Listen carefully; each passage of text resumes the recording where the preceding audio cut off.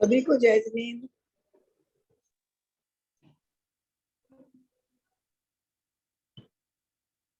सभी को जय जिनेंद्र। ललिता जी को सादर प्रणाम, सभी बड़ों को सादर प्रणाम। सभी को जय जिनेंद्र। सभी को जय जिनेंद्र। कौन सा?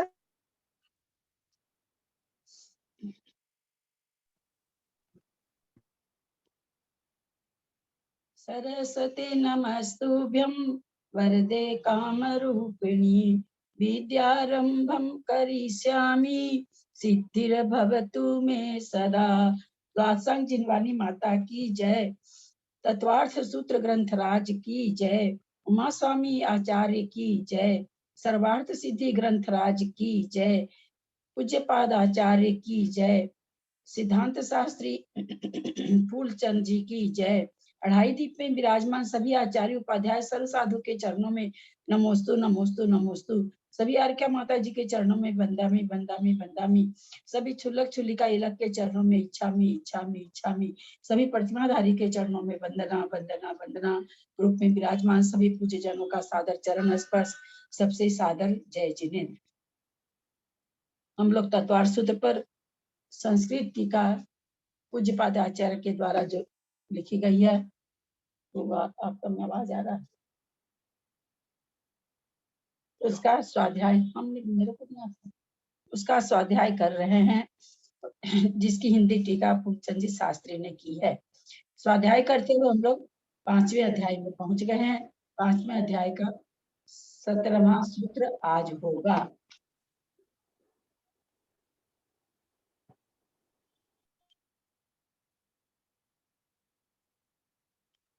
अजीव काय मोक्ष मार्ग से नेतारम भेतारम कर्म भूभृताम ज्ञातारम विश्व तत्वानां वंदे तद्गुण लब्धे। अजीव काया धर्मा धर्माकाश पुद्गलः द्रव्याणि जीवाश्च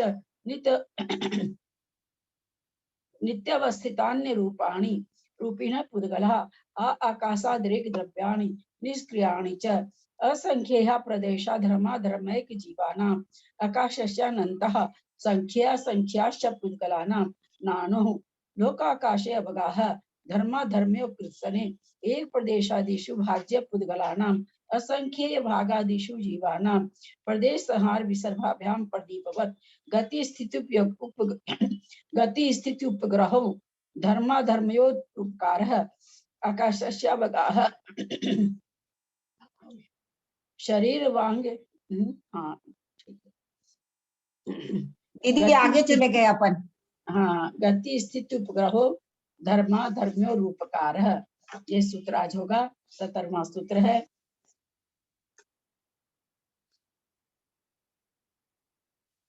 गति स्थिति उपग्रहो धर्मा धर्म्यो रूपकारः। इसमें संधि विच्छेद हो जाएगा। गति स्थिति उपग्रहो, गति स्थिति उपग्रहो धर्म धर्मयो विसर्ग हो जाएगा। धर्म धर्मयो उपकारः। गति स्थिति उपग्रहो धर्मा धर्मयो धर्म अधर्मयो या धर्मा धर्मयो रूप यो के बाद विसर्ग उपकारः। दो संधि विच्छेद है, यहाँ पर 3 है। वैसे गति स्थिति एक साथ हो गया। उपग्रहो गति स्थिति प्लस उपग्रहो धर्म प्लस अधर्मयो प्लस उपकारः। इस तरह से यहाँ पर 3 संधि विच्छेद हो रहे हैं। 3 जगह संधि हुई है। गति स्थिति, गति और ठहराव में, स्थिति में। उपग्रहो माने निमित्त होना, कारण होना। धर्म अधर्म यो, धर्म और अधर्म का उपकार है माने उपकार है। धर्म अधर्म द्रव्य का उपकार है। गति और स्थिति में निमित्त होना, कारण होना धर्म और अधर्म का उपकार है। यहाँ पर गति स्थिति उपग्रहो, उपग्रहो कौन सा लिंग वचन है, कारक है, क्या शब्द है?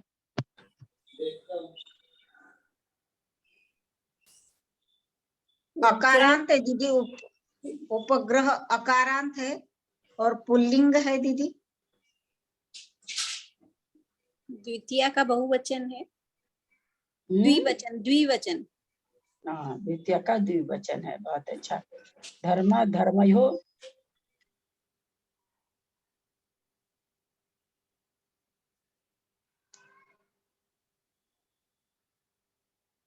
धर्मा धर्मयो कौन सा कारक वचन है? षष्ठी का द्विवचन। हाँ, षष्ठी का द्विवचन है, बहुत अच्छा। तो गति और स्थिति में उपग्रह, पहला उपग्रह का मीनिंग हो जाएगा निमित्त होना, कारण होना। दीदी इसके धर्मा, अपन ने संधि विच्छेद करा तो गति स्थिति ही करेंगे ना।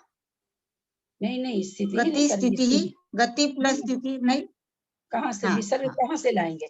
जी जी। कहाँ से लाएंगे विसर्ग? नहीं वही मुझे ऐसा थोड़ा लगा कि मैं सुन रही हूँ ऐसा, कोई बात नहीं ना। नहीं नहीं, सुनने की बात नहीं है।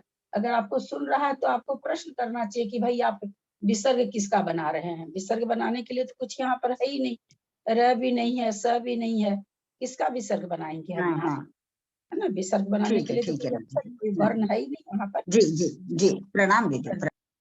संस्कृत पढ़े।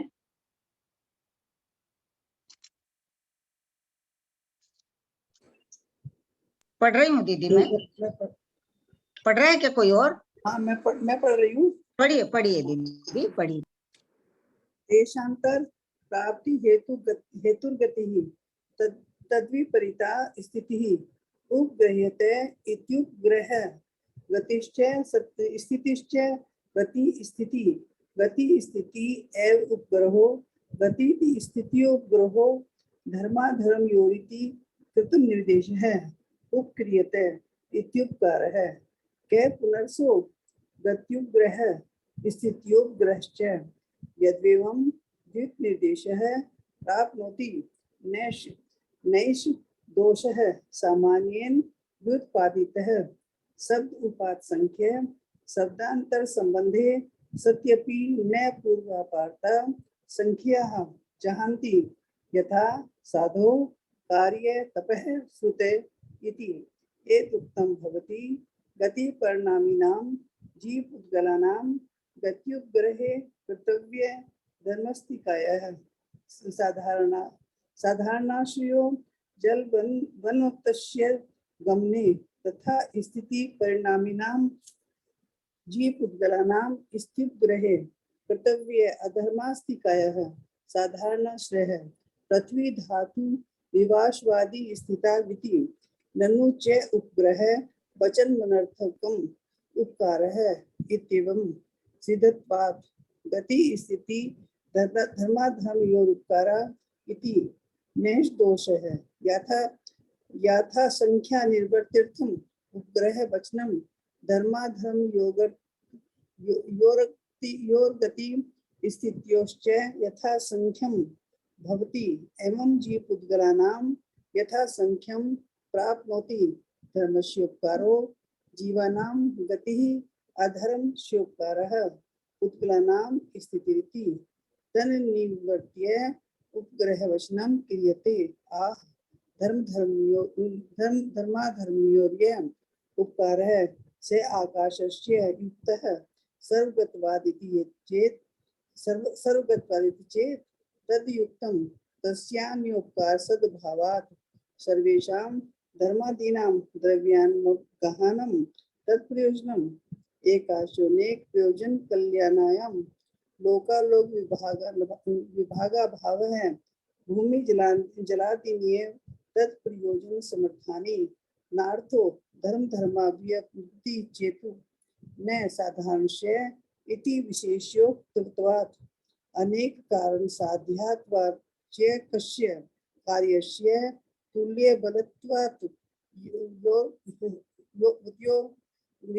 गति स्थिति प्रतिबंध इति चेत् न अप्रकृतवात् अनुपलब्धियं तो सह हर विषान वदिति चेत् न सर्व प्रवाद्य प्रतिपत्तः सर्वे ही प्रवादिनः प्रत्यक्षानर्थान् विवाचन्ति अश्मानपन्ति हेतो सिद्धश्च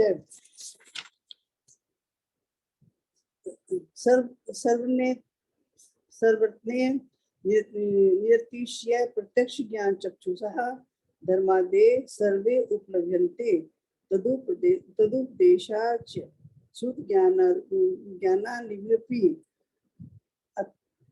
अत्रः यदिन्द्रिय धर्माधर्म योरुपकार संबंधे नास्ति त्वं वर्ध्यते तदन्तु दिष्टियस्य नवसोति इंद्रियस्याधिगमे के उपकार इत्युच्यते।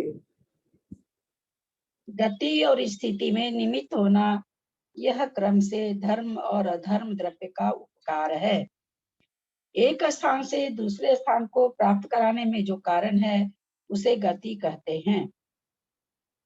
स्थिति का स्वरूप इससे उल्टा है। उपग्रह शब्द उपकार का पर्यायवाची है जिसकी व्युत्पत्ति उपगृह्यते है।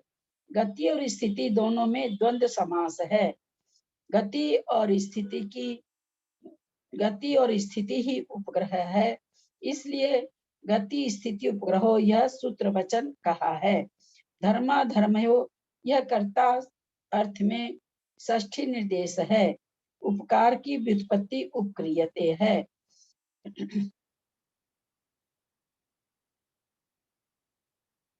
उपग्रह और उपकार शंका यह उपकार क्या है? समाधान गति उपग्रह और स्थिति उपग्रह यही उपकार है। यदि ऐसा है तो द्विवचन का निर्देश प्राप्त होता है। यह कोई दोष नहीं है, क्योंकि सामान्य से ग्रहण किया गया शब्द जिस संख्या को प्राप्त कर लेता है, दूसरे शब्द के संबंध होने पर भी वह उस संख्या को नहीं छोड़ता है। जैसे साधो कार्यम तपः श्रुते, इस वाक्य में कार्यम एक वचन है और तपः श्रुते द्विवचन है। यही बात प्रकृति में जानना चाहिए। इस सूत्र का यह अभिप्राय है कि जिस प्रकार मछली के गमन में जल साधारण निमित्त है, उसी प्रकार गमन करते हुए जीव और पुद्गलों के गमन में धर्मास्तिकाय साधारण निमित्त है।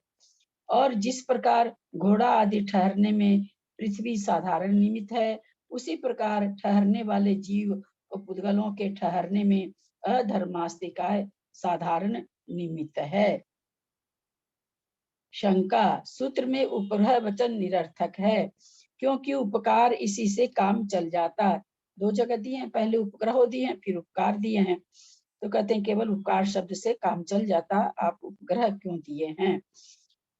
यह कोई दोष नहीं है, क्योंकि यथाक्रम के निराकरण करने के लिए उपग्रह पद रखा है।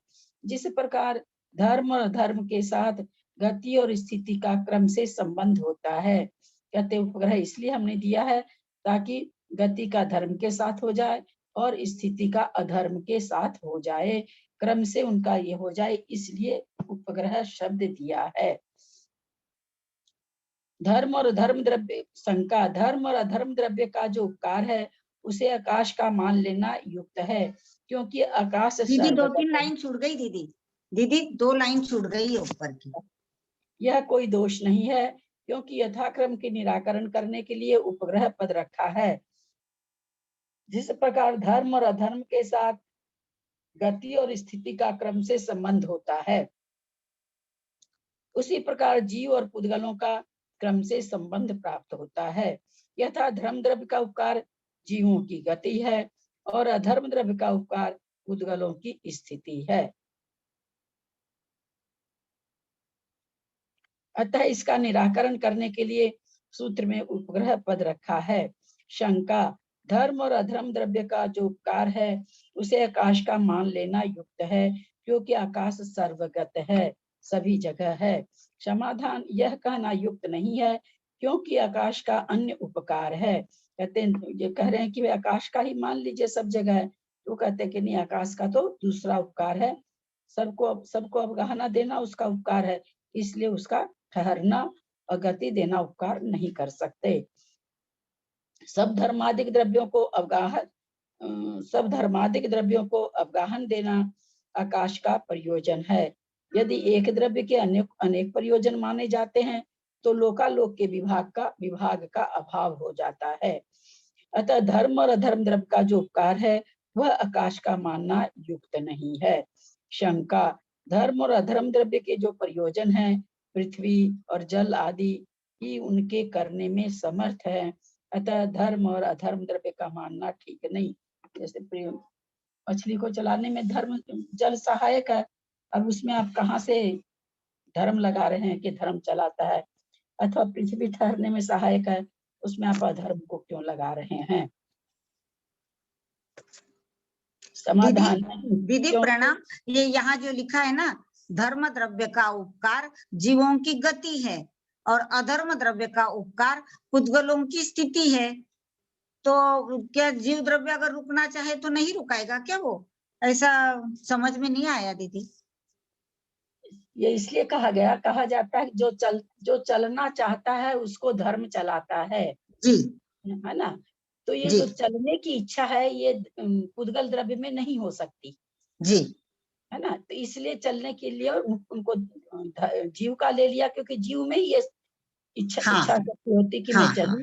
अब पुद्गल द्रव्य तो ठहरा हुआ ही है, हाँ इसलिए हाँ उन्होंने ऐसा लिखा कि जी जीव जी को जी चलाने में और जी, पुद्गल को ठहरने में।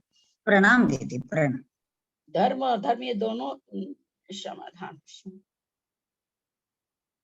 नहीं, क्योंकि धर्म और धर्म द्रव्य गति और स्थिति के साधारण कारण हैं, यह विशेष रूप से कहा है, तथा एक कार्य अनेक कारणों से होता है, इसलिए धर्म और अधर्म द्रव्य का मानना ठीक है। शंका, धर्म और अधर्म दोनों द्रव्य तुल्य बल वाले हैं, अतः गति से स्थिति का, स्थिति से गति का प्रतिबंध होना चाहिए। क्या कहना चाह रहे हैं? प्रतिबंध होना चाहिए, बोले एक ठहराता है एक चलाता है, तो मतलब इसमें तो ऐसा होना चाहिए कि एक तो कह रहा चलो, एक कह रहा ठहरो, तो ये प्रतिबंध हो गया, न तो वो चल पाएगा न वो ठहर पाएगा। एक कह रहा कि चलो, एक कह रहा रुको, तो कह रहे दोनों के कार्य में प्रतिबंधक बना हो रहा है, न तो वो चल पाएगा क्योंकि उसको अधर्म ठहरने के लिए कहता है, और न वो ठहर पाएगा क्योंकि धर्म द्रव्य उसको चलने कहता है। तो वही चीज यहाँ पर कह रहे हैं कि ये तो प्रतिबंध हो जाना चाहिए कि एक द्रव्य चला रहा, एक द्रव्य रोक रहा है। समाधान, क्योंकि ये अप्रेरक हैं। क्या भाई अप्रेरक, ये थोड़ी कहते हैं धर्म द्रव्य कि तुम चलो, तो ऐसा धर्म कहेगा तब अधर्म भी कहेगा नहीं नहीं चलना, रुके रहना है। दोनों ही द्रव्य कुछ कहते सुनते नहीं है, ये तो अप्रेरक है, जो चलना चाहता है उसको चलाते हैं, जो ठहरना चाहता है उसको ठहराते हैं, इसलिए प्रतिबंध नहीं होता है। शंका, धर्म और अधर्म द्रव्य नहीं है क्योंकि उनकी उपलब्धि नहीं होती, जैसे गधे के सिंग। अब ये कह रहे हैं धर्म और अधर्म द्रव्य तो है ही नहीं, आप जबरदस्ती का धर्म और अधर्म द्रव्य कह रहे हैं कि ये उसी तरह से जिस तरह से कोई कहे कि गधे के सिंग होता है, जो कि होता ही नहीं है, तो उसी तरह से आप भी कह रहे हैं। समाधान, नहीं, क्योंकि इसमें सब वादियों का विवाद नहीं है। तात्पर्य यह है कि जितने वादी हैं वे प्रत्यक्ष और परोक्ष दोनों प्रकार के पदार्थों को स्वीकार करते हैं।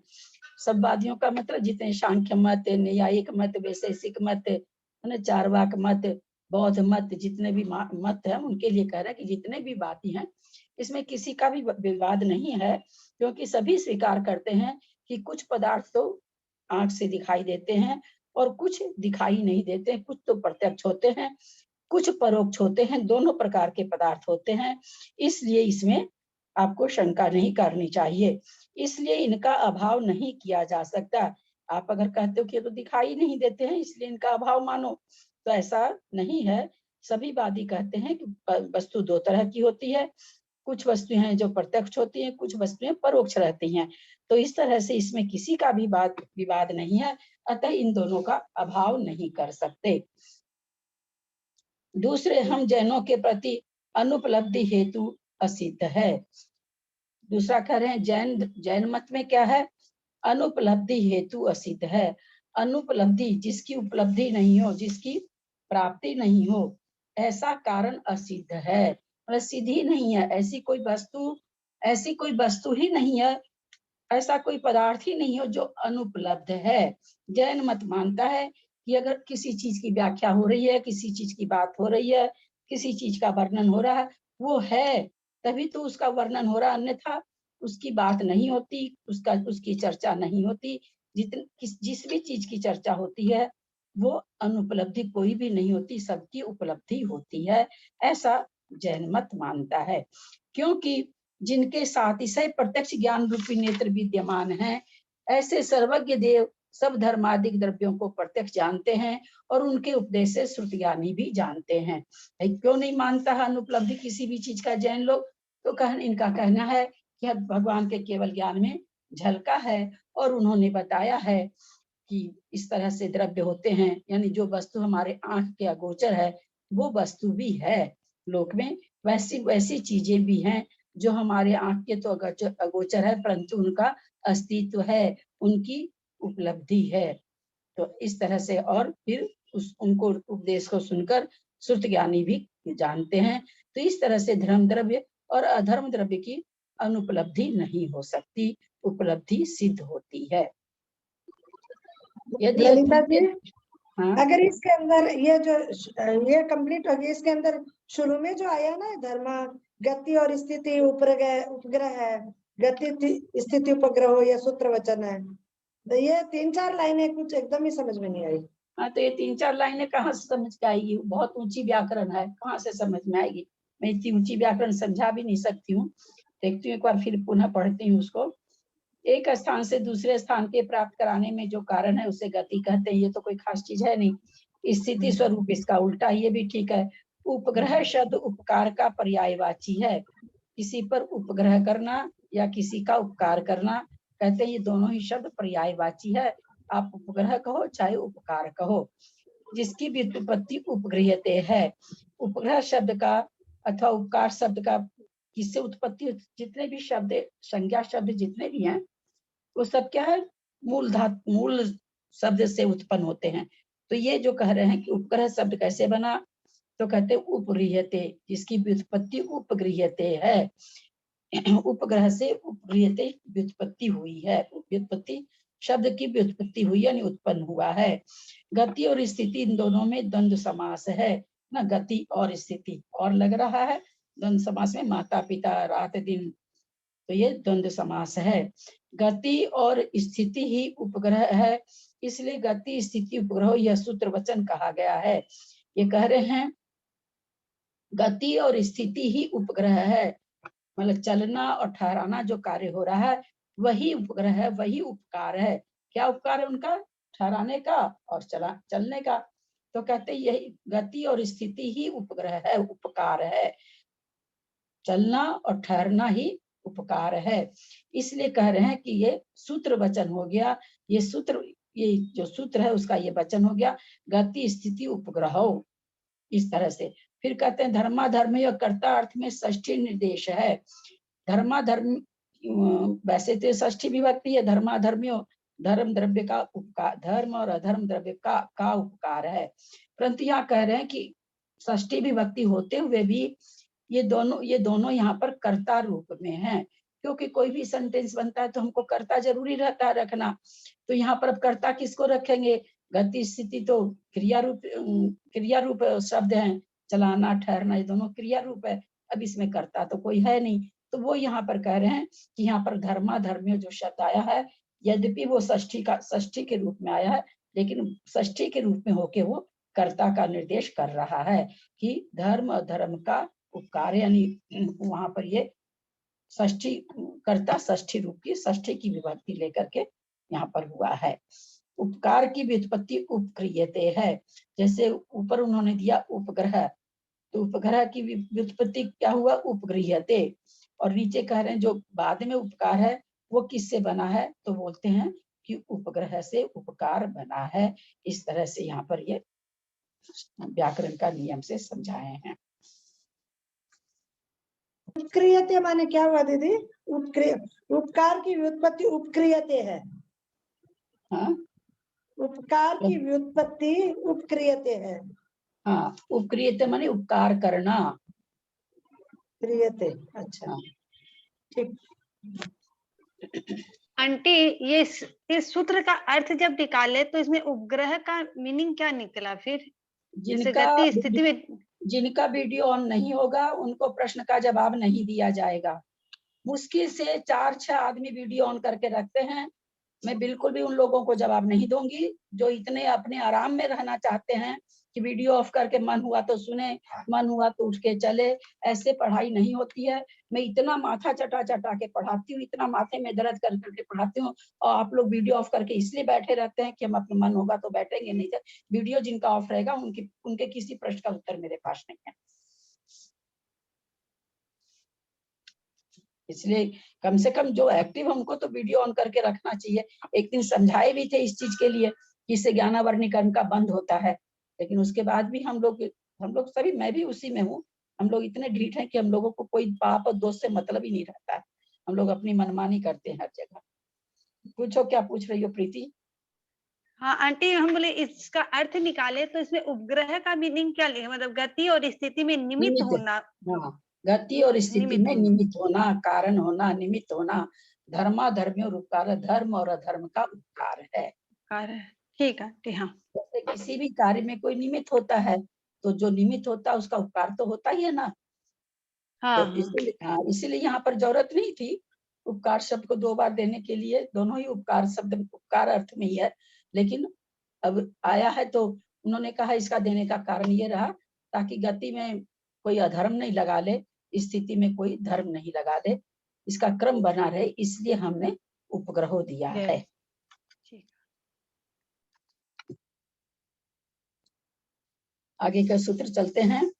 आकाशस्य अवगाह, आकाशस्य अवगाह, आकाशस्य अवगाह, आकाशस्य प्लस अवगाह, अवगाह यहाँ संधि विच्छेद होगा। आकाशस्य प्लस अवगाह। आकाशस्य क्या है? कौन सा, मतलब क्या शब्द है, क्या करता, कौन सा लिंग वचन है? आकाश शब्द है और षष्ठी आकाश रूप है। षष्ठी का एक वचन। हाँ? षष्ठी का एक वचन। षष्ठी का एक वचन। षष्ठी का एक वचन। हाँ, चूंकि अब बात आ गई उपकार पर।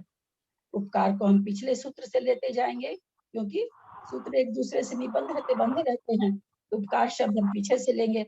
अब कहते हैं आकाशस्य, आकाश का, अवगाह, अवगाह देना उपकार है। पीछे के सूत्र से हम जोड़ लेंगे कि आकाश का उपकार क्या है। आकाश, अवगाह देना या अवकाश देना। अवगाह दीदी और दीदी प्रणाम। दीदी दीदी प्रणाम। मैं नेट जैसे ये वीडियो मेरा नेट आने लगा है। इस वीडियो नहीं समझ में आया विजया जी? क्या बोल रहे हैं? जैसे मैंने वीडियो खोला ना दीदी तो नेट जा रहा है, दिख नहीं रहा मुझे। हाँ ठीक है, जिनको प्रॉब्लम है वो बात। आप तो हमेशा वीडियो ऑन करके रखती हैं ऐसे। बहुत मालूम है। प्रॉब्लम हो रहा है लगातार, इसलिए मैं बंद रख रही हूँ दीदी। हाँ, नहीं ठीक है, आपका मालूम है। आप कुछ पूछ रही हैं? चलिए, आकाशस्य, नहीं आकाश दीदी कुछ का, नहीं पूछ रही हूँ, बता रही हूँ। यहाँ पर अवकाश देना। अवकाश का अर्थ हम ज्यादा करके क्या जानते हैं, है ना? अवकाश पर गए हैं और छुट्टी, हम लोग छुट्टी को अवकाश लेते हैं। एक शब्द के कई अर्थ होते, यहाँ अवकाश मतलब अवगाह हो जाएगा। आकाशस्य अवगाह, अवगाह को इन्होंने अवकाश कह रहे हैं। तो अवकाश देना या अवगाह देना आकाश का, आकाश द्रव्य का उपकार है। आकाश का उपकार भी कह सकते हैं, आकाश द्रव्य कहने से ज्यादा अच्छा रहता है, जिससे द्रव्य की भावना बनती है। आकाश द्रव्य का उपकार है। आप लोग अब ग्रामर बहुत अच्छा बताने लगे सब कोई। चलिए संस्कृत पढ़ें, कौन पढ़ेंगे? उपकार है दीदी इत्यनुवर्तते। इसको ऐसा भी मान सकते क्या दीदी कि ये आकाश द्रव्य का कार्य है? नहीं, कार्य नहीं कह अवगाह सकते। देना या आकाश द्रव्य का कार्य है, सब। नहीं, तो ये तो वो हो गया कि माता के पेट में बच्चा पड़ा तो वो जन्म तो देगी, लेकिन उसके बाद भी कहते हैं क्या कि बच्चे पर माँ का उपकार है। कहते हैं ना कि माँ का ऋण कोई नहीं चुका सकता।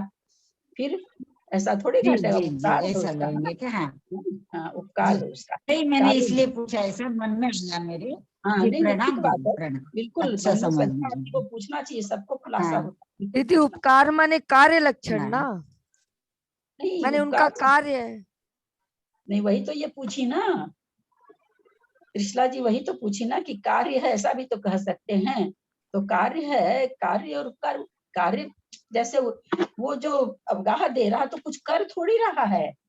कार्य हम जब कार्य किसको कहेंगे, जो कार्य हम करते हैं उसको कार्य कहते हैं। जो कार्य हम करते नहीं उसको कार्य, वहां वहां पर उपकार है, स्वतः ही वो हो रहा है। और ऐसे तो होगा, अगर आप उसका कार्य मानोगे तो क्या होगा, कल धर्म द्रव्य से लड़ाई हो जाएगा, कहेगा हम तो तुमको अवगाह नहीं देंगे। कल को किसी कोई खोटा जीव आ जाएगा, आकाश में बहुत तलवार वगैरह चलाएगा, तो आकाश के प्रदेश कह देंगे ये तो बहुत बदमाश आदमी है, मैं तो इसको जगह नहीं दूंगा, है ना? फिर तो उसकी इच्छा पर डिपेंड हो जाएगा, है ना? इसलिए उसका कार्य नहीं है, उपकार है उसका। और अवगाहन माने स्थान दीदी देना ना। इसलिए भी अपन इसका कार्य न माने दीदी, हाँ दीदी हाँ हाँ इसके बदले में वो कुछ रिटर्न्स भी तो नहीं चाहता ना आकाश, हाँ, सिर्फ उपकार कर रहा है, कुछ चाहता नहीं है, इसलिए उपकार मानेंगे कि कुछ उसके बड़ा है, धर्म द्रव्य अधर्म द्रव्य, रिटर्न्स नहीं चाहिए उनको कुछ। उपकार का कोई रिटर्न्स नहीं होता दुनिया में, बिल्कुल। हाँ जी जी जी, इसलिए ये उपकार ज्यादा योग्य है। सुमन जी क्या पूछ रहे थे आप? अवगाहन माने स्थान देना ना। हाँ, अवगाहन देना माने, हाँ अब बहुत अच्छा प्रश्न है। प्राय करके हम लोग क्या करते हैं, अब देखिए अवगाह देना और अवगाहना एक जैसा शब्द लगता है सुनने में, है ना? अवगाह और अवगाहना, अवगाहना माने हो गई ऊंचाई, है ना? कितनी अवगाहना इसकी, 500 फुट 500 धनुषई है। और अवगाह देना माने स्थान देना। तो बहुत थोड़ा सा न का खाली अंतर होते हुए भी दोनों के अर्थ में बहुत बड़ा अंतर है। बहुत सुंदर प्रश्न है आपका। चलिए आज संस्कृत पढ़ें, जो पढ़ना है। दीदी जो ये अर्थ की जो किताबें है ना, कई कई जैसे, तो उनके अंदर लिखा है जो सब मतलब ये आकाश द्रव्य का उपकार या काम है, ऐसे लिखा हुआ है, काम है भी लिखा है। किस किताब में लिखा है सरिता जी? ये है पीयूष ब्रह्मचारी प्रदीप शास्त्री पीयूष जैन के साहित्य ब्रह्म। मुझे मेरी अपनी अपनी पसंद है, मैं थोड़ी ये हाँ, जो आजकल लेकिन वास्तव में आप बोले जो ठीक है, ये अप्रोप्रिएट नहीं है ये चीज, ये तो ठीक हाँ। नहीं है। और इस तरह का शब्द कम से कम ज्ञानी लोगों को तो नहीं देना चाहिए समझाने के लिए। पर उपकार को आप मान लीजिए थोड़ी सी देर के लिए, इसको अदरवाइज नहीं सोचिएगा। मैं आप लोगों को पढ़ा रही हूँ तो आप लोग को लगता है ना कि मेरे हम लोगों पर उपकार कर रही हैं, हाँ, तो लेकिन मेरा कार्य थोड़ी है पढ़ाना। हाँ ठीक बात है, नहीं मेरा कार्य थोड़ी कि मैं कोई स्कूल खोल के, अगर मैं एक स्कूल खोलती और मंथली चार्ज आपसे लेती तो ये मेरा कार्य कहलाता है, नाटक कार्य होता है, ठीक तब बात ये है। मेरा कार्य कहलाता है, क्योंकि उसके बदले में सिर्फ मुझे हाँ। रेमुनरेशन मिल रहा है, कुछ प्रतिफल मिल रहा है। लेकिन जिस कार्य के लिए हमें कोई प्रतिफल नहीं मिलता, उस कार्य उस उपकार उसको हम उपकार की संज्ञा देंगे, कार्य की संज्ञा नहीं देंगे। हाँ। आज दीदी यही उदाहरण मैं बताने वाली थी, जब आपने कार्य की बात हुई ना, मैं यही बताने वाली थी, लेकिन मैं चुप बैठ गई दीदी।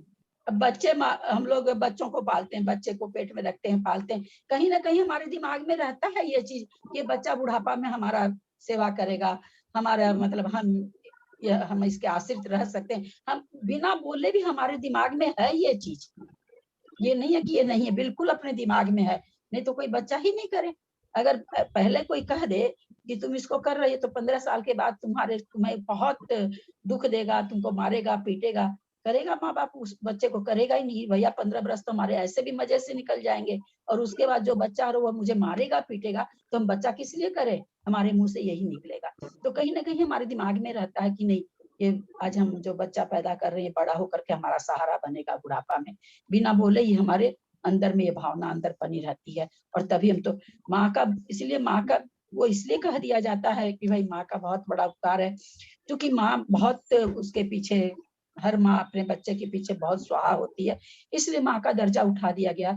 वैसे तो हर हर बच्चा, हर लड़की माँ बनती है, ये चल रहा है सना एकदम, जिसको कहते हैं अनादिकाल से चल रहा है। तो अगर मैंने अपनी बेटी पर उपकार किया उसको पैदा करके, बेटी ने अपनी बेटी का उपकार किया पैदा करके, तो चल रहा है, ऐसे ही चल रहा है, उसके लिए तो कोई बात नहीं। लेकिन आकाश ऐसा नहीं है कि आकाश किसी के लिए उपकार किया तो कोई दूसरा आकाश के लिए उपकार कर रहा है, ऐसा वहां पर कुछ भी नहीं है। उपकारः इत्यनुवर्तते।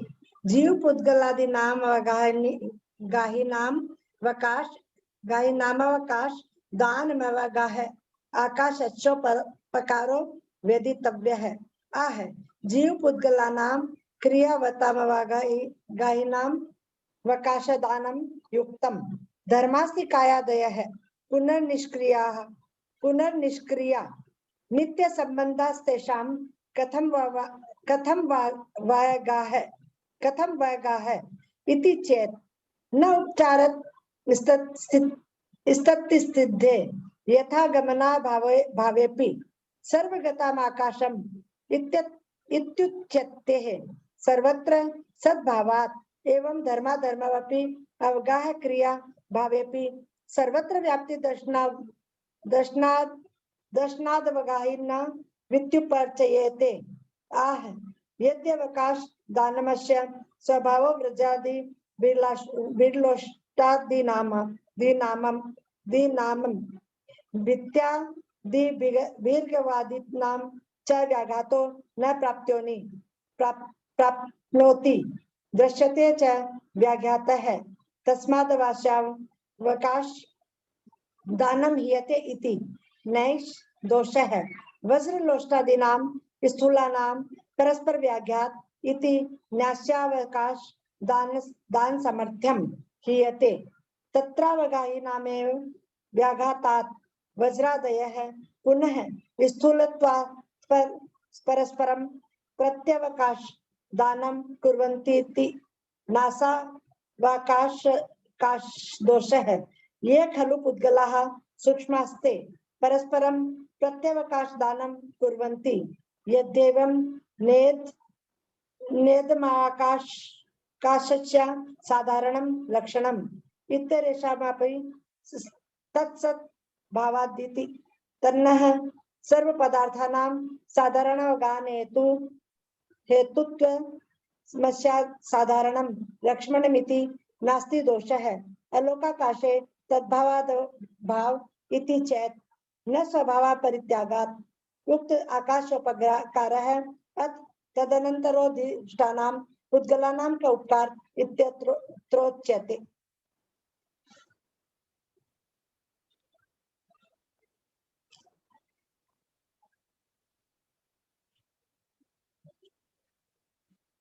आंटी आपकी आवाज नहीं आ रही है।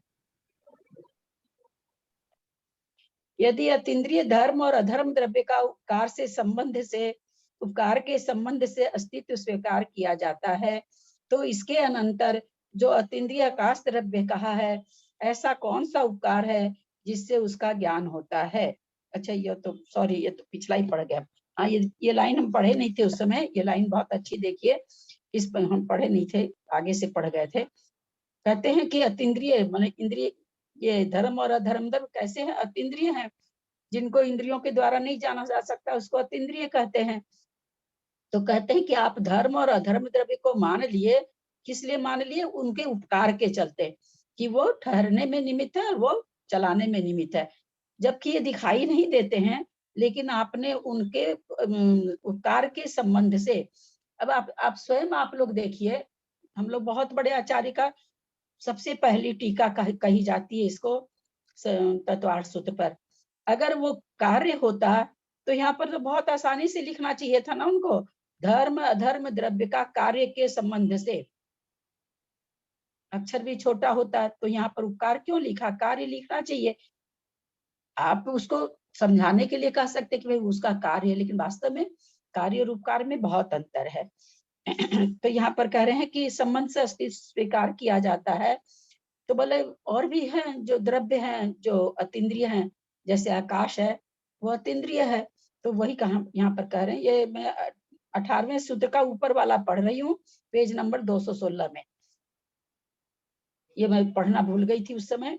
तो इसके अनंतर जो अतीन्द्रिय आकाश द्रव्य कहा है, जो आकाश द्रव्य अतीन्द्रिय है कहा आपने कि अमूर्तिक है, तो उसका क्या उपकार है? ऐसा प्रश्न करने पर आकाशस्य अवगाह इस सूत्र की उत्पत्ति हुई थी। ठीक है, अब आगे क्या कहते हैं? आकाश द्रव्य का उपकार कहा। अब इसके अनंतर कहे गए पुद्गलों का क्या उपकार है, यह बतलाने के लिए यही होगा क्या? गलत कर गए क्या कुछ हम? हाँ, इसका ठीक है, नहीं तो दीदी फिर सही यही पढ़ा है आपने, बिल्कुल ठीक हाँ पढ़ा है, 18 की ठीक बात कैसे ठीक पढ़ा है, कंफ्यूज बिल्कुल ठीक पढ़ा है। हाँ ठीक है। आकाश के ही बारे में चल रहा है। ऐसा होने से आकाश वाला सूत्र आया है। उसकी हिंदी संस्कृत पढ़ ली गई है, हिंदी पढ़ रहे हैं। इस सूत्र में उपकार इस पद की अनुवृत्ति होती है। अवगाहन करने वाले जीव और पुद्गलों को अवकाश देना। अब देखिए अवगाहन है ना, अवगाहन और उसमें लग गया आकार अवगाहना। कितना सा अंतर है? आकार मात्र का है। अवगाहना होने से ऊंचाई हो गया, अवगाहन का मतलब हो गया उसमें रहना, कहीं पर रहना, अवगाह करना, ठहरना, किसी क्षेत्र में रहना। इसका अवगाहन का शब्द ये हो गया। अवगाहन वैसे बहुत चीज में लेते हैं भाई, ज्ञान गंगा में अवगाहन करो, है ना, ज्ञान गंगा में हमेशा अपने आप को अवगाहन करो, इस तरह से बोला जाता है। तो अवगाहन मतलब डूबना, ठहरना उसके अंदर, ये हो गया। अवगाहना का मतलब आकार लगते ही अवगाहना मतलब ऊंचाई हो गया। अवगाहन करने वाले जीव और पुद्गलों को अवकाश देना, आकाश का उपकार जानना चाहिए। कहीं भी कार्य नहीं लिखा हुआ, देख लीजिए। शंका, अवगाहन स्वभाव वाले जीव और पुद्गल क्रियावान हैं, इसलिए इनको अवकाश देना युक्त है। कहते हैं अवगाहन स्वभाव है आकाश का, तो भाई जीव और पुद्गल चलता है, जीव भी चलता है, पुद्गल दूसरा कोई चलाता है तो पुद्गल भी चलता है, दोनों ही क्रियावान है। बाकी और कोई द्रव्य तो क्रियावान है नहीं, तो उनको तो अवकाश देता है, तो ये तो समझ में आया। परंतु धर्मादिक द्रव्य निष्क्रिय और नित्य संबंध वाले हैं, उनका अवगाह कैसे बन सकता है? जो द्रव्य नित्य तो सभी द्रव्य हैं, लेकिन धर्मादिक द्रव्य तो निष्क्रिय भी हैं, तो उसका क्या अवकाश बनेगा, उसका अवगाह कैसे बनेगा? समाधान, नहीं, क्योंकि उपचार से इसकी सिद्धि होती है। जैसे गमन नहीं करने पर भी आकाश सर्वगत कहा जाता है। सर्वगत मतलब जो सब जगह पाया जाए, तो ये गमन थोड़ी करता है। जैसे मान लीजिए कोई एक ऐसी लेडीज होती है जो उनका स्वभाव होता है कि अपने शहर में जो भी फंक्शन होता है वो सब जगह पहुंचती हैं, तो हम लोग आपस में बोल देते भाई ये तो सब जगह मिलेंगी, ये कहीं भी चले जाओ ये हर फंक्शन में दिखती हैं, नहीं बोल देते, अपने लोग बोल देते ना।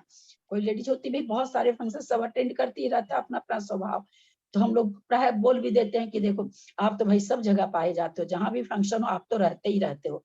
तो अब यहाँ पर वही चीज ये कहना चाह रहे हैं कि जैसे आकाश गमन थोड़ी कर रहा है, लेकिन सब जगह कहा जाता है कि आकाश सब जगह है।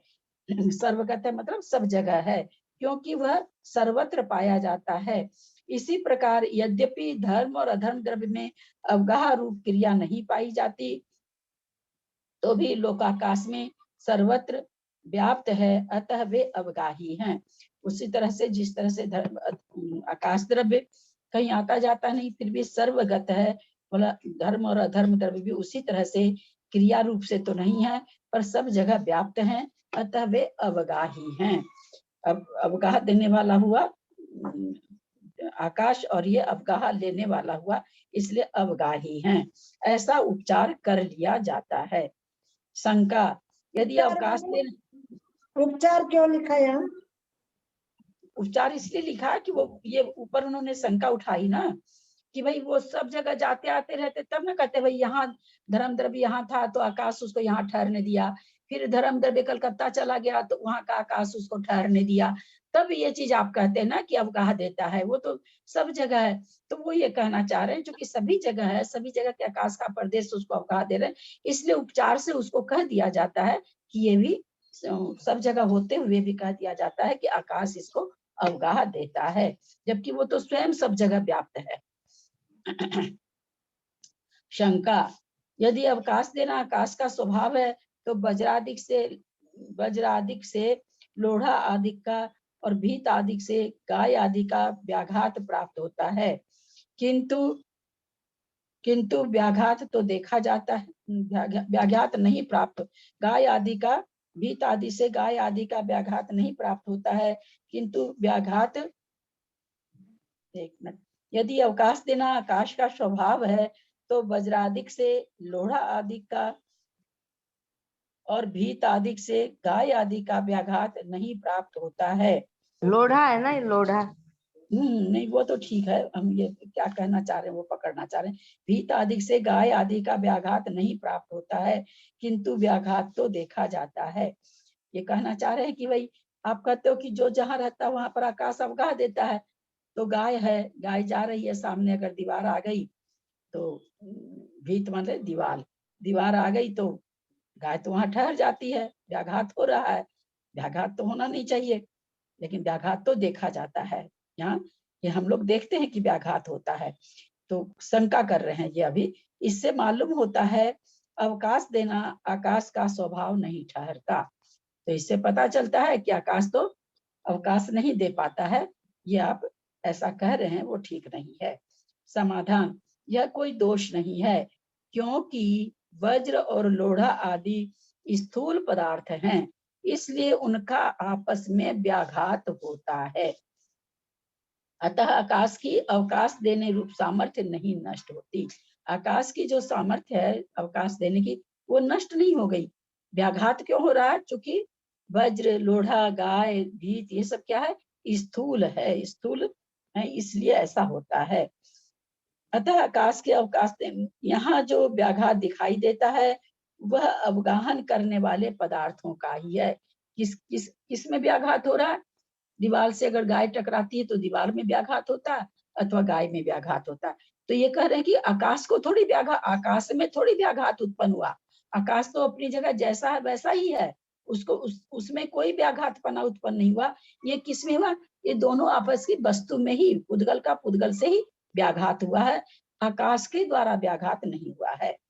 तात्पर्य यह है कि वज्रादिक स्थूल पदार्थ है, इसलिए वे परस्पर में अवकाश नहीं देते। यह कुछ आकाश का दोष नहीं है।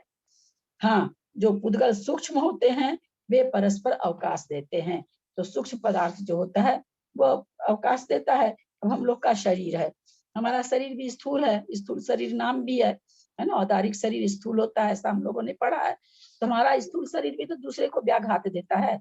हम अगर खड़े हैं, ठीक उसी आकाश प्रदेश से कोई थोड़ी जा सकता है। हमारे बगल से जाएगा, दाएं से बाएं से जाएगा, हमारे सामने से तो हमारे अंदर से नहीं जा सकता है कोई। तो क्यों नहीं जा सकता? क्योंकि स्थूल औदारिक शरीर है, स्थूल शरीर है इसलिए।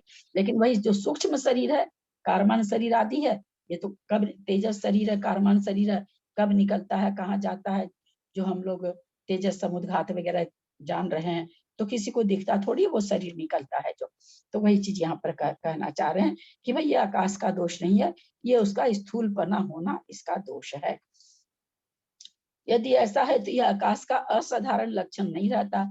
अगर आप ये कहते हो तो फिर साधारण लक्षण किसे कहते हैं? साधारण लक्षण किसे कहते हैं? असाधारण किसे कहते हैं? साधारण जो से सब तो समझ द्रव्य में पाए ऐसा जाते हैं वो किसी में साधारण, विशेष पाए जाए। और असाधारण जो उसी द्रव्य में पाए जाते हैं। असाधारण लक्षण से द्रव्य की, वस्तु की पहचान होती है, क्योंकि किसी और में नहीं पाया जाता, वह लक्षण असाधारण कहलाता है। बहुत अच्छा। जो 2 में, 3 में, 1 से ज्यादा में जो लक्षण पाए जाए वो साधारण लक्षण कहलाता है। तो ये कहते हैं आकाश का जो अगर ऐसा है तो फिर तो आकाश का असाधारण लक्षण ही नहीं रहा। असाधारण लक्षण तो वही कहलाता है जो हमेशा कायम रहे। तो क्योंकि असाधारण लक्षण नहीं रहता, क्योंकि दूसरे पदार्थों में भी इसका सद्भाव पाया जाता है।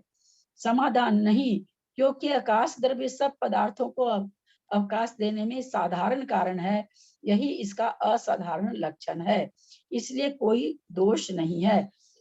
ये जब कह दिए ना यहाँ पर, हाँ, जो पुद्गल सूक्ष्म होते हैं वे परस्पर अवकाश देते हैं। पिछले पेज में उन्होंने लिखा ना, नीचे की लाइन में, तो ये यहाँ पर वही शंका उठा दिए। फिर आप आकाश का क्यों असाधारण लक्षण बता रहे हो?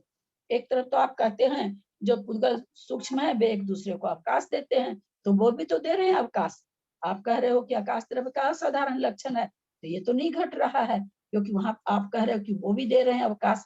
उसी का उत्तर इन्होंने दिया, नहीं, क्योंकि आकाश द्रव्य सब पदार्थों को अवकाश देने में साधारण कारण है। साधारण कारण क्यों कहा गया? ऐसा नहीं कहता आकाश कभी भी किसी भी द्रव्य को कि तुम मेरे में ठहरो, तुम मेरे में रहो, ऐसा वो नहीं कहता। द्रव्य स्वयं ही उसमें ठहरे हुए हैं, अपना मन है उनका, अपनी इच्छा शक्ति, अपनी अपनी वैसी रचना है तो ठहरे हुए। आकाश किसी को बोल के नहीं ठहराया हुआ, इसलिए साधारण लक्षण कह दिया गया। ये साधारण कारण है। अगर बलाधान निमित्त होता तो फिर कहा जाता कि बलवती है, लेकिन ऐसा नहीं है, साधारण कारण है। जिनको ठहरना वो ठहर रखे हैं। तो यही और यही इसका साधारण। दीदी प्रणाम। दीदी प्रणाम, मैं ये पूछ रही थी कि जैसे एक सिद्ध में भी अनेक सिद्ध, अनंत अनंत सिद्ध एक में समा जाते हैं ना, एक सिद्ध में अनेक सिद्ध, ऐसा कुछ है ना, तो वहां भी वो एक दूसरे को अवगाह देते हैं क्या? हाँ, तो जीव द्रव्य सूक्ष्म है, जीव द्रव्य दूसरे जीव हाँ। द्रव्य को दे रहा, अवगाहना दे रहा है। हाँ। यानी यहाँ बैठ जाती है सूक्ष्मता में एक दूसरे को आधार देने का गुण, है ना? हाँ, सूक्ष्म द्रव्य एक दूसरे को अवगाह दे सकते हैं। अब ये मान लीजिए ये टेबल है, टेबल किसको अवगाह दे देगी? अपना कि चलो हम थोड़े से हट जाते हैं, आ जाओ, तुम आ जाओ मेरे पास, नहीं दे सकती है क्योंकि स्थूल है। वहीं सूक्ष्म जो होते हैं, क्योंकि जीव द्रव्य भी, जीव के प्रदेश भी अमूर्तिक है, इसलिए वह सबको दे देते हैं, अवगाह दे देते हैं। और सुबेरे आपने बताया था ना दीदी कि एक गिलास पानी में अपन सुई डालो, छोटी छोटी सुइया, तो भी चले जाती है ना अंदर। शंका ये सुबेरे बताया था ना। आज सुबह नहीं, कल शाम को बताए होंगे, तो सर्वार सिद्धि में दिए ये उदाहरण। तो और जल का नहीं दिए थे, उसका दिए थे राख का। हाँ, राख भर ले, उसमें कितनी भी सुई डुबोते जाए, राख बाहर नहीं ये कुछ बताया था। हाँ जी। अलोकाकाश में अवकाश दान रूप स्वभाव नहीं पाया जाता। इससे ज्ञात होता है कि यह आकाश का स्वभाव। फिर शंका उठा दी है, बोला अगर आप कहते हो आकाश का अवगाह देने का है, तो अलोकाकाश क्यों नहीं दे रहा किसी को अवगाह? वो तो नहीं दे रहा, वहां तो कोई द्रव्य नहीं है, इसलिए कोई आकाश का स्वभाव नहीं है। आपका ये कहना गलत है। समाधान, नहीं, क्योंकि कोई भी द्रव्य अपने स्वभाव को त्याग नहीं करता। आकाश द्रव्य जो है, जिस अनंत आकाश जो है, ऐसा नहीं है कि वो अवगाह नहीं देगा, वहां कोई द्रव्य पाए ही नहीं जाते। अनादि निधन लोक की रचना वैसी ही बनी हुई है कि बीच में अलोकाकाश के ठीक बीचों बीच लोकाकाश बना हुआ है। ये किसी के द्वारा कृत्रिम नहीं है, अकृत्रिम रचना है, वैसी रचना ही बनी हुई है। इसका ये नहीं मतलब है कि आकाश किसी को अवगाह नहीं देता। अगर लोकाकाश से बाहर अगर धर्म और अधर्म द्रव्य जाएं, तो आकाश द्रव्य उनको वहां भी अवगाह देगा, क्योंकि इस द्रव्य, आकाश एक द्रव्य है, तो कह रहे हैं द्रव्य, कोई भी द्रव्य अपना स्वभाव को कभी भी नहीं छोड़ता। अगर द्रव्य स्वभाव छोड़ता तो ये जीव अनादि काल से कर्मों से घिरा हुआ ये भी जड़ हो जाता, अथवा अनादि काल से बंधे हुए कर्म हमारे अपनी आत्मा के संयोग से चेतन हो जाते। लेकिन चूंकि कोई भी द्रव्य अपने स्वभाव को रंच मात्र भी न छोड़ता है, न दूसरे के स्वभाव को ग्रहण करता है। जीव जो क्रोध मान माया लोभ करता है दूसरे की संगति में आकर के, तो यहाँ पर उसको क्या कहा जाता है? व्यवहार नय से उसका स्वभाव स्वीकार किया गया है, निश्चय नय से आत्मा का स्वभाव क्रोध लोभ मान माया आदि नहीं किया गया है। क्योंकि वैभाविक शक्तियां, वैभाविक रूप परिणमन करने की जीव में शक्ति है और पुद्गल में शक्ति है। ये दोनों द्रव्य वैभाविक रूप से परिणमन कर पाते हैं, इसलिए ये लोग वैभाविक प्रमाण दूसरे से मिल करके और अपने स्वभाव से च्युत हो जाते हैं, वरना कोई भी द्रव्य अपने स्वभाव से अलग नहीं होता। समय हो गया, एक आदमी उच्चारण कर लीजिए, जो करेंगे, घड़ी पे ध्यान ही नहीं जाता है। आंटी सीमा भवानी बोल रही हूँ, मैं कर रही हूँ। हाँ करिए।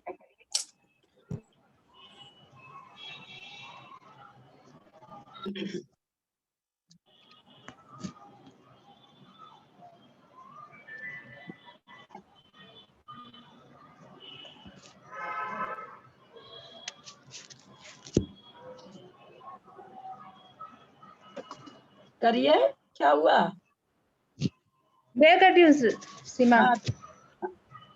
रत्न शर्करा बालुका पंख धूम तमो महातम प्रभा हुमयो घनाम्बु वाताकाश प्रतिष्ठाः सप्ताधोधः तासु 63 पंचविंशति पंचदश दश त्रिपंचोनेक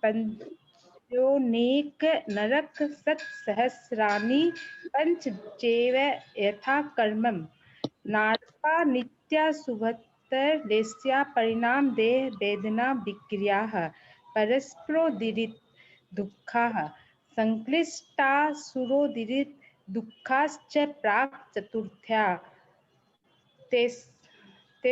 त्रिसप्तदश सप्तदश द्वाविंशति त्रयस्त्रिंशत् सागरोपमा सत्त्वानां परा स्थिति जम्बूद्वीप लवणोदादय शुभनामनो द्वीप समुद्रः दीर् विस्कम्भा पूर्व पूर्व परिक्षेपनो सबको ध्यान से सुनिएगा। आप लोग को सबको बताना है क्या गलती हो रही है क्या नहीं। आप लोग को सबको सुनना ध्यान से।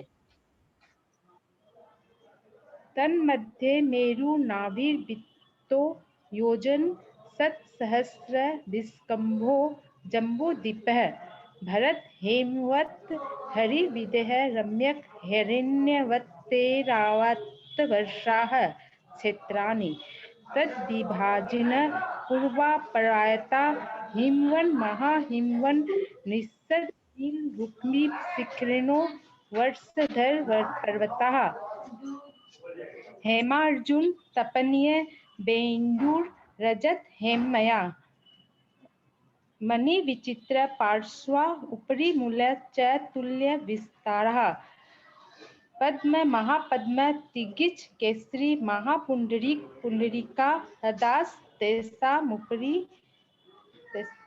प्रथमो योजन सहस्रायामस्तदर्ध विस्कम्भो हद 10 योजनावागः तन्मध्ये योजनं पुष्करम् तद्द्विगुण द्विगुणा हदा पुष्कराणि च तन्निवासिनो देव्यः श्री ह्रीं धृति किति बुद्धि लक्ष्म्य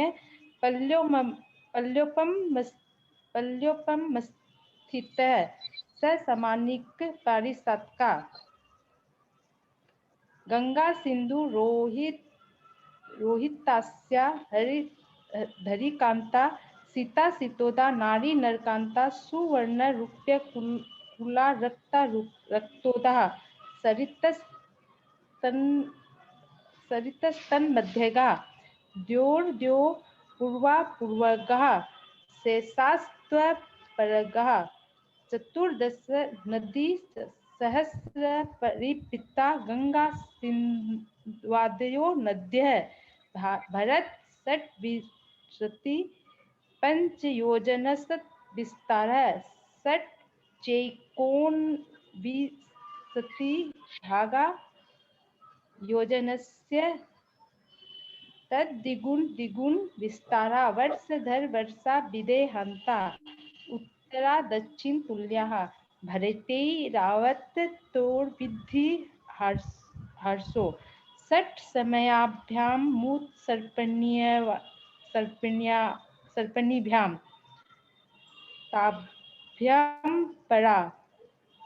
ताभ्यामपरा भूमयो वस्थिता एक दी त्रिपल्योपमस्थितो हेमवतक हारिवर्षक देव कुरुवक तथोत्तरा विदेशु संख्यय काला भरतस्य विस्कम्भो जम्बूद्वीपस्य 90 शतभागः दीर्घाद्रि खण्डे पुष्करार्धे च प्राक् मानुषोत्तरान्मुनिस्याः आर्यामलेच्छाश्च भरते रावत विदेहा कर्म भूमयोऽन्त्र देव कुरुत्तर कुरुभ्य निस्थिति परावरे त्रिपल्योपमान्तर्मुहूर्ते त्रियोग्योनि जानम च इति तत्त्वाधिगमित मोक्षशास्त्र तृतीयोऽध्याय।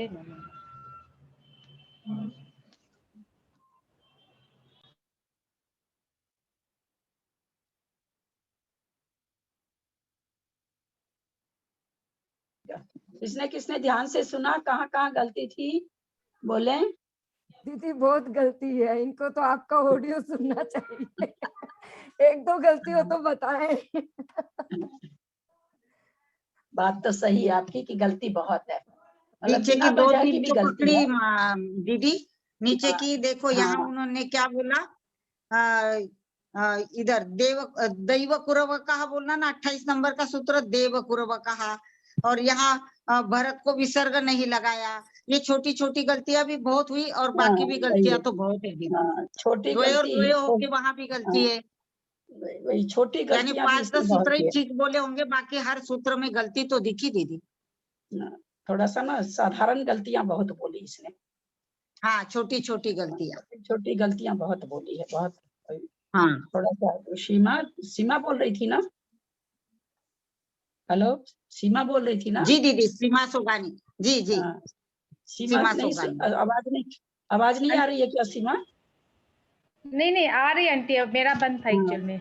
हाँ, तुम है ना इसको ना ऑडियो वीडियो सुनो। अच्छा, बहुत मतलब छोटी छोटी गलती तो बहुत ही, जैसे जहाँ पर आकार नहीं है वहां पर आकार बोल दिया, जहाँ पर आकार है वहां पर आकार नहीं बोला, जहाँ विसर्ग है वहां विसर्ग नहीं बोला, जहाँ विसर्ग नहीं है वहां विसर्ग बोल दिया। इस तरह की गलती तो हुई है तुम्हारी, और भी गलती हुई है। और पढ़ने का एक फ्लो होता है ना, वो नहीं आया तुम्हारा, क्योंकि तुमको पढ़ना आ नहीं रहा, इसलिए उसमें कोई बात नहीं है। इसको ना घर में थोड़ा सा अभ्यास करो, सुन सुन के, है ना, थोड़ा सा अपना अपना फ्लो ठीक करो पढ़ने का। जैसे देखियो, सब लोग पढ़ते हैं, सुनते ही हो, रत्न शर्करा बालू का पंख धूम तमो महातम, तुम्हारे जैसे रत्न शर्करा, ऐसे मतलब थोड़ा सा रुक रुक के तो ऐसा नहीं होना चाहिए।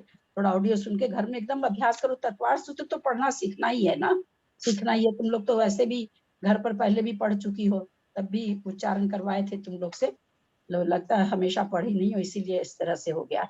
तो थोड़ा सा इसको अभ्यास करो, थोड़ा समय दो इस पर, है ना। थोड़ा दीदी, चौथे अध्याय का उच्चारण चालू करेंगे ना दीदी?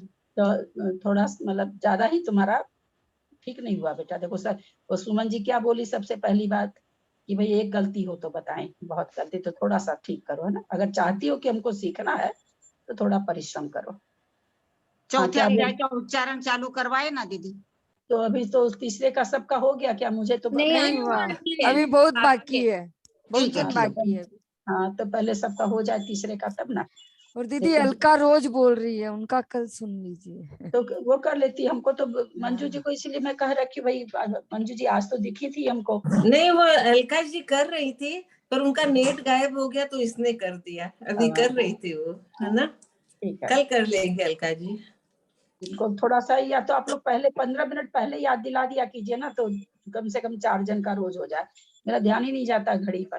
दीदी आज का सूत्र बीच में नहीं छोड़ सकते थे ना? हाँ, वो कंप्लीट करना रहता है। बीच में तो खैर कैसे छोड़ते हैं, लेकिन शुरू ही नहीं करते ना, सूत्र को शुरू ही नहीं करते। आज दोनों सूत्र बड़े थे असल में। और कौन बाकी है? अलका जी आप करेंगे, और कौन करेगा कल? हम भी बाकी हैं आंटी जी। मैं कर लूं, मैं भी बाकी। पुष्पा जी और अलका जी करेंगी कल, 2 जने, है ना। एक दो जना को सुनेंगे तब कर पाएंगे आंटी जी। अभी तो मंजू जी मैं भी बाकी हूँ। अभी हम लोग बाकी है। आपका तो सब राइट ही होगा दीदी। एक बार अच्छा वाला बोल के बताए ना आंटी जी। हाँ, अच्छा वाला रीडिंग जो बताए ना एक बार। वीडियो सुन लेना ना। वीडियो तो बना वीडियो हुआ है, क्या लगता है बहुत पुराना निकलता है। सही वाला जैसे अब सही जो बोले उनके वीडियो नहीं निकल रहा है। दीदी का वीडियो, भाभी का वीडियो लो ना। वीडियो तो रोज के हैं, रोज के वीडियो है। पुष्पा जी आप बोलेंगी ना, तब दीदी अपने आप आपको सुधार देगी। आप बोलिए कल, फिर देखेंगे। चलिए जिनवानी स्तुति करें।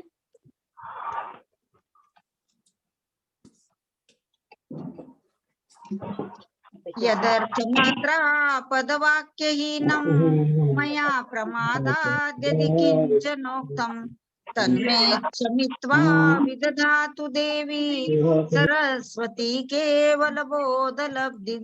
बोधिः समाधि परिणाम शुद्धि स्वात्मोपलब्धि शिव सौख्य सिद्धि चिंतामणि चिंतामणिं चिन्तितवस्तु दाने त्वां वन्द्यमानस्य ममास्तु देवी जावानी के ज्ञान ते सूझे लोकालोक सोवानी मस्तक नमो सदा देत हूँ धोख हे जिनवानी भारती तो ही जपो दिन रैन जो तेरी शरणा गहे सो पावे सुख चैन। द्वादशांग में जिनवानी माता के जय।